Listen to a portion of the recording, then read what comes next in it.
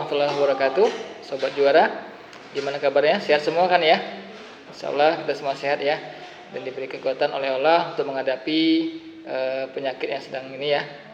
Baik, hari ini kita akan membahas mengenai integrasi sosial. Itu kita bahas sosiologi ya, yang kelas 11 SMA. Jadi perkenalkan, nama kakak Kak Adi ya, kakak Kak Adi, kodenya adalah SAC. Baik, kita mulai integrasi sosial.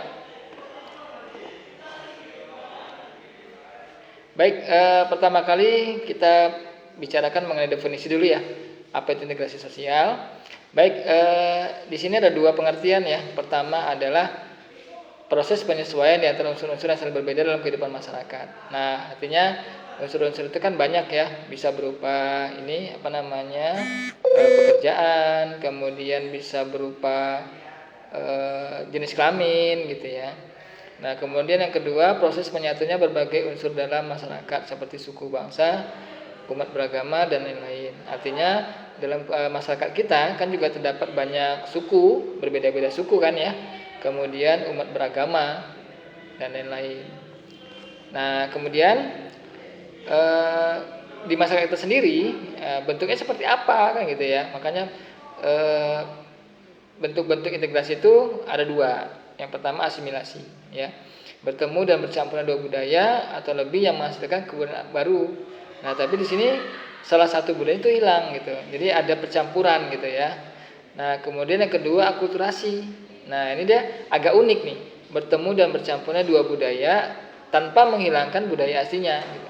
Nah, makanya kalau di buku-buku itu kan contohnya adalah Masjid Demak ya. Masjid Demak itu kan percampuran antara budaya Islam dan budaya Hindu. Nah, itu tampak dilihat dari bentuk Masjid Demak tuh yang kalau atapnya kita lihat agak bertingkat-tingkat kan ya, persis kata seperti candi gitu.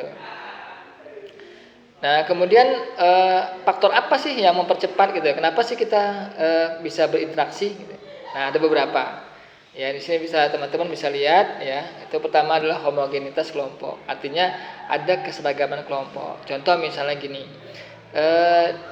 Kita kalau misalnya satu suku, kita kan akan lebih mudah berintegrasi kan ya. Nah, homogenitas itu artinya keseragaman kelompok.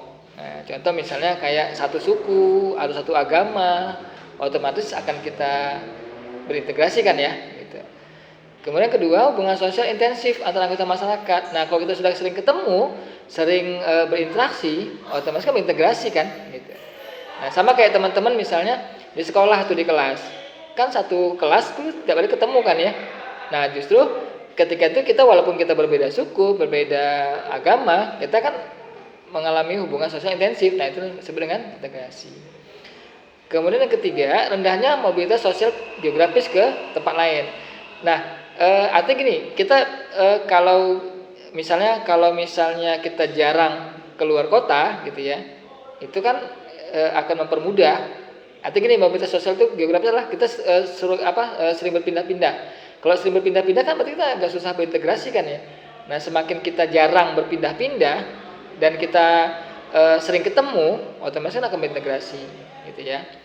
Terus yang keempat, komunikasi yang efektif. Nah, maksudnya gini, mempermudah kita dalam berkomunikasi. Misal kita bisa berinteraksi secara langsung ya, atau kalau misalnya kita nggak ketemu, kita bisa lewat telepon, WA atau Telegram gitu kan. Nah, itu yang faktor yang mempercepat ya. Kemudian selanjutnya faktor-faktor pendorongnya. Nah, kenapa sih masyarakat itu berintegrasi ya? Pertama, adanya toleransi. Apa toleransi? Toleransi adalah saling menghormati kan, saling menghargai. Nah, itu jadi ketika kita bertetangga, bermasyarakat, kita berbeda suku, berbeda agama kan pasti kita saling toleransi, menjaga kan ya, menjaga. Kemudian yang kedua, keseimbangan yang seimbang dalam ekonomi. Artinya tidak ada diskriminasi gitu. Nah, kalau kesempatan semua masyarakat sama tanpa melihat sukunya, agamanya, itu pasti terjadi integrasi. Tapi kalau misalnya ada ketimpangan aja, ada kesenjangan aja, maka ya muncul kan yang namanya konflik sosial. Nah itu ya, jadi lewat integrasi itu adalah konflik sosial. Makanya ketika kita saling memberikan kesempatan yang berimbang dalam ekonomi, itu kita akan menyebut integrasi. Yang ketiga, sikap saling menghargai orang lain, sama kayak ada toleransi tadi ya, makanya kita saling menghargai. Kemudian yang keempat, sikap terbuka dari golongan yang berkuasa. Artinya itu pemimpin atau dalam hal ini pemerintah kita terbuka dan adil gitu ya, sehingga tidak membeda-bedakan gitu. Selanjutnya adanya persamaan dalam unsur-unsur kebudayaan. Nah, seperti Sobat Juara tahu ya, kita kan dulu dari dari berbagai macam suku bangsa, awalnya ras ya. Kalau dari sosiologi itu kan kita berbagai macam ras ya, ada ras Mongoloid, ras Neger. Nah, tapi kan percampuran itu ada yang sama gitu. Samanya ada beberapa unsur yang makanya disebut dengan lokal jenius. Makanya ada beberapa unsur yang sama ketika itu. Selanjutnya ada perkawinan campur, amalgamasi. Amalgamasi itu proses percampuran, perkawinan campuran beda ya, bisa beda suku, bisa beda ras gitu. Nah itu kan menghasilkan misalnya gini, ras yang berbeda akan ras Mongoloid misalnya nikah dengan ras Kaukasoid. Nah dua ras yang berbeda tapi jadi satu, kan integrasi namanya, gitu ya. Nah selanjutnya terakhir adalah adanya musuh bersama dari luar.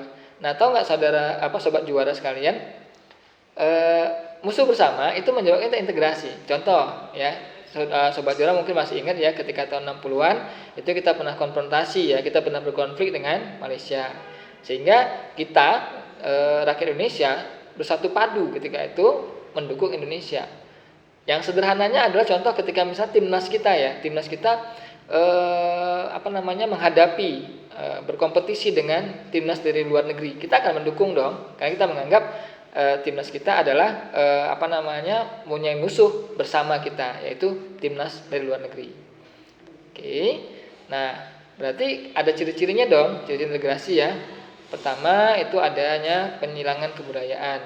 Kalau di ini istilah Peter M. Blau itu ada interseksi namanya ya, sehingga ada walaupun kita berbeda ras, berbeda suku, tapi kita ada yang menyamakan, ada yang menyatukannya. Itu namanya interseksi. Kemudian yang kedua adanya penyatuan etnik karena faktor ekonomi, ya.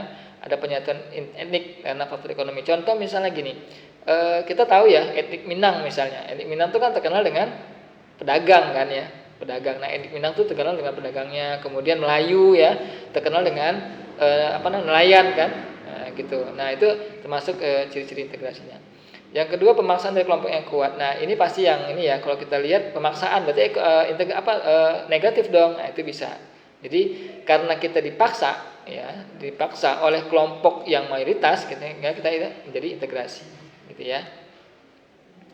Nah saat terbentuknya integrasi itu ada beberapa ya. Pertama terpenuhnya kebutuhan fisik dan sosial masing-masing anggota masyarakat. Artinya walaupun kita berbeda tapi kita saling memenuhi dan kita saling tergantung, gitu ya.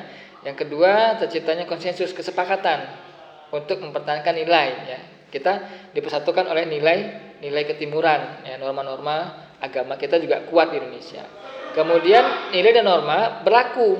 Nah, berlaku lama dan tidak mudah berubah. Artinya dari dulu sampai sekarang kita juga mempertahankan nilai-nilai nenek moyang kita kan ya. Nah, oke sobat juara. Nah, terakhir adalah tahapannya nih sobat juara. Tahapan kita berintegrasi itu ada 4 ya. Ada akomodasi, kemudian kerjasama, ya.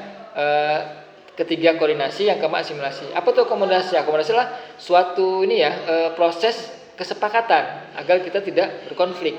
Itu maksudnya akomodasi. Jadi kita mengurangi konflik itu dengan cara apa? Nah, ada banyak caranya ya, lewat mediasi kah, lewat asimilasi, macam-macam lah gitu ya. Artinya akomodasi itu kita proses ketika kita mengurangi ketegangan dan kita ingin berintegrasi. Yang kedua kerjasama. Nah perwujudan minat dan perhatian orang untuk bekerja bersama-sama gitu, sehingga kita tidak ada lagi perbedaan-perbedaan itu. Kemudian koordinasi adalah kita berbeda-beda tapi kita saling berkoordinasi, saling memberikan masukan gitu. Itu namanya koordinasi. Baru yang keempat kemudian kita karena kita berbeda kemudian kita dan berkoordinasi kemudian kita saling berasimilasi, kita menyatukan perbedaan-perbedaan itu menjadi sebuah kebudayaan. Oke, baik begitu ya sobat juara. Dari Kak Adi ya, selamat belajar, tetap semangat ya, dan jaga kesehatan. Oke ya, kita akhiri dengan apa? Alhamdulillah, Assalamualaikum warahmatullahi wabarakatuh.